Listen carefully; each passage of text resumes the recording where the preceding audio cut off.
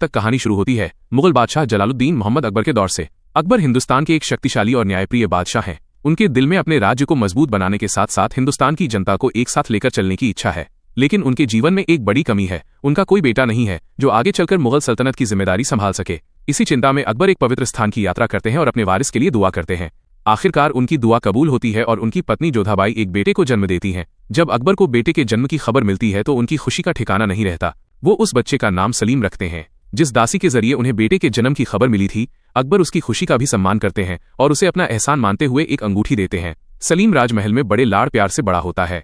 बचपन में उसे हर सुविधा मिलती है और धीरे धीरे उसमें शाही घमंड और ऐशो आराम की आदत बढ़ने लगती है। अकबर चाहते हैं कि उनका बेटा एक दिन एक बहादुर और जिम्मेदार बादशाह बने, लेकिन सलीम को युद्ध और शासन से ज्यादा महफिलों और मनोरंजन में दिलचस्पी होती है। अकबर को जब लगता है कि सलीम को जिंदगी की असली कठिनाइयों का अनुभव नहीं है, तो वो उसे युद्ध के मैदान में भेज देते हैं।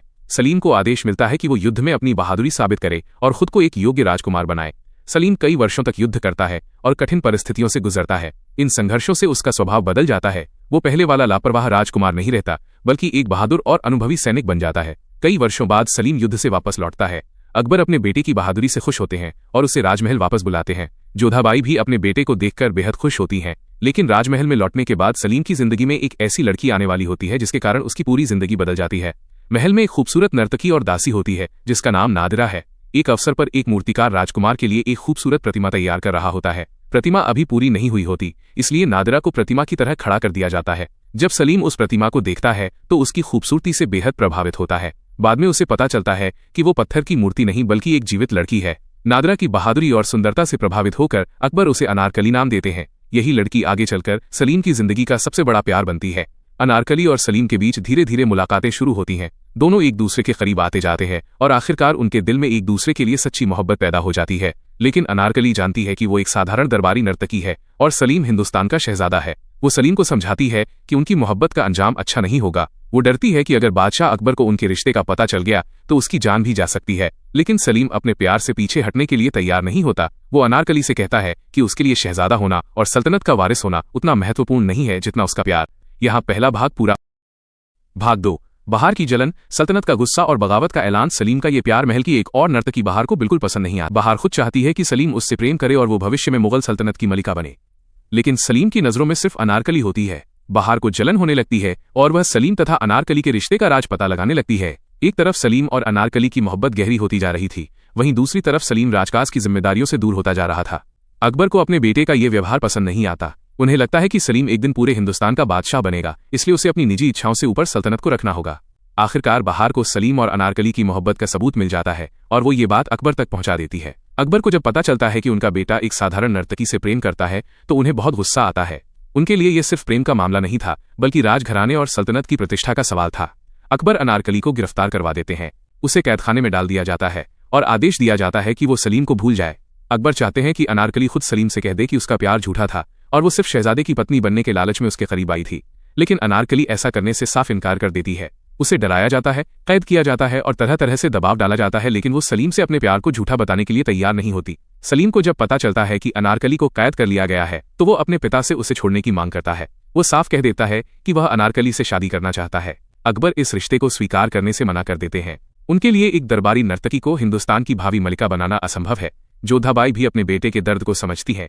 वो अकबर को समझाने की कोशिश करती हैं कि सलीम अनारकली से सच्ची मोहब्बत करता है, लेकिन अकबर कहते हैं कि वो सिर्फ एक पिता नहीं है बल्कि हिंदुस्तान के बादशाह भी हैं। उन्हें अपने बेटे की इच्छा और पूरे साम्राज्य की जिम्मेदारी के बीच फैसला करना है। सलीम अपने पिता के सामने झुकने के बजाय अपनी मोहब्बत के लिए लड़ने का फैसला करता है। इसी दौरान अनारकली को फिर से सलीम के सामने लाया जाता है। अकबर चाहते हैं कि वो सलीम के सामने अपने प्यार से इनकार करे, लेकिन अनारकली अपने दिल की बात छिपाने से इनकार कर देती है। इसके बाद महल में वो मशहूर दृश्य आता है जिसमें अनारकली बादशाह अकबर की मौजूदगी में अपने प्यार का इजहार करती है। वो ये दिखा देती है कि सच्ची मोहब्बत डरकर छिपाई नहीं जा सकती। अकबर उसके इस साहस से और ज्यादा क्रोधित हो जाते हैं। सलीम अपने पिता से कहता है कि अगर अनारकली को स्वीकार नहीं किया गया तो वो अपने राजसी अधिकार तक छोड़ने के लिए तैयार है।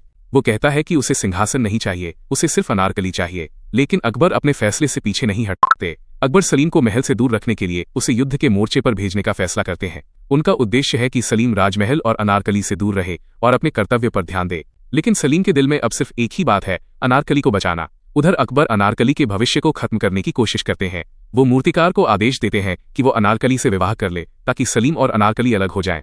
लेकिन मूर्तिकार इस आदेश को स्वीकार करने से इनकार कर देता है, क्योंकि वो जानता है कि अनारकली का दिल सलीम के पास है। अब सलीम खुलकर अपने पिता के खिलाफ खड़ा हो जाता है। वो अपने समर्थकों और सैनिकों को इकट्ठा करता है और अकबर के खिलाफ बगावत का फैसला करता है। एक बेटे का अपने पिता के खिलाफ हथियार उठाना, पूरे मुगल सलीम की सेना और अकबर की सेना आमने सामने आ जाती हैं। अकबर के सामने अब सबसे कठिन फैसला है। एक तरफ उनका बेटा है और दूसरी तरफ सल्तनत का कानून और व्यवस्था। जोधाबाई भी इस संघर्ष से टूट जाती है। उनके लिए अकबर उनके पति हैं और सलीम उनका बेटा। वो दोनों में से किसी एक का पक्ष लेने की स्थिति में नहीं होती। युद्ध शुरू होता है। सलीम बहादुरी से लड़ता है, लेकिन अकबर की विशाल और अनुभवी सेना के सामने उसकी सेना टिक नहीं पाती। आखिरकार सलीम हार जाता है और उसे गिरफ्तार करके अकबर के सामने लाया जाता है। अकबर अपने बेटे को बगावत और राजद्रोह का दोषी मानते हैं। सलीम को मौत की सजा सुनाई जाती है, लेकिन सलीम को बचने का एक रास्ता दिया जाता है। अगर अनारकली सामने आकर खुद को सौंप दे तो सलीम की जान बख्शी जा सकती है। अनारकली ये सुनकर समझ जाती है कि उसके सामने अब अपनी जिंदगी और सलीम की जिंदगी में से एक को चुनने का समय आ गया है। वो सलीम को मरते हुए नहीं देख सकती, इसलिए वो खुद को बादशाह के हवाले करने का फैसला करती है। अनारकली जानती है कि उसे मौत की सजा मिलेगी, फिर भी वो सलीम की जान बचाने के लिए सामने आती है। अकबर उसे ऐसी सजा देने का फैसला करते हैं जिसमें उसे जिंदा दीवार में चुनवा दिया जाए।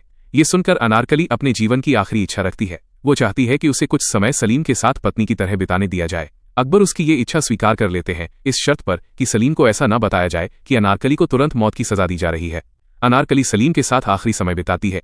वो जानती है कि ये उसकी जिंदगी की आखिरी मुलाकात है, लेकिन सलीम को सच्चाई नहीं बताती क्योंकि वो चाहती है कि वो जीवित रहे। इसके बाद अनारकली को उसकी सजा देने के लिए ले जाया जाता है।